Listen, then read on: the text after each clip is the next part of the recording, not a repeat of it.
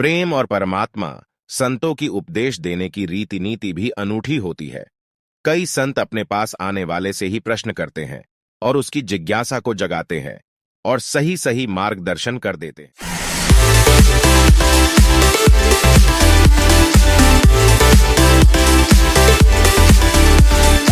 आचार्य रामानुजाचार्य एक महान संत एवं संप्रदाय धर्म के आचार्य थे। दूर दूर से लोग उनके दर्शन एवं मार्गदर्शन के लिए आते थे। सहज तथा सरल रीति से वे उपदेश देते थे।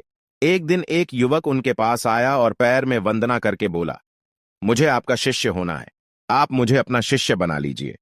रामानुजाचार्य ने कहा, तुझे शिष्य क्यों बनना है? युवक ने कहा, मेरा शिष्य होने का हेतु तो परमात्मा से प्रेम करना है। संत रामानुजाचार्य ने तब कहा, इसका अर्थ है कि तुझे परमात्मा से प्रीति करनी है, परंतु मुझे एक बात बता दे कि क्या तुझे तेरे घर के किसी व्यक्ति से प्रेम है? युवक ने कहा, ना, किसी से भी मुझे प्रेम नहीं। तब फिर संतश्री ने पूछा, तुझे तेरे माता पिता या भाई बहन पर स्नेह आता है क्या? युवक ने नकारते हुए कहा, मुझे किसी पर भी तनिक मात्र भी स्नेह नहीं आता। पूरी दुनिया स्वार्थपरायण है, ये सब मिथ्या माया जाल है, इसीलिए तो मैं आपकी शरण में आया हूं। तब संत रामानुज ने कहा, बेटा, मेरा और तेरा कोई मेल नहीं, तुझे जो चाहिए वह मैं नहीं दे सकता। युवक यह सुन स्तब्ध हो गया। उसने कहा, संसार को मिथ्या मानकर मैंने किसी से प्रीति नहीं की। परमात्मा के लिए मैं इधर उधर भटका। सब कहते थे कि परमात्मा के साथ प्रीति जोड़ना हो तो संत रामानुज के पास जा, पर आप तो इनकार कर रहे हैं।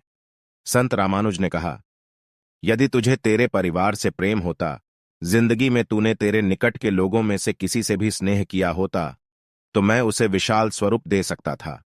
थोड़ा भी प्रेम भाव होता तो मैं उसे ही विशाल बना के परमात्मा के चरणों तक पहुंचा सकता था। छोटे से बीज में से विशाल वटवृक्ष बनता है, परंतु बीज तो होना चाहिए जो पत्थर जैसा कठोर एवं शुष्क हो।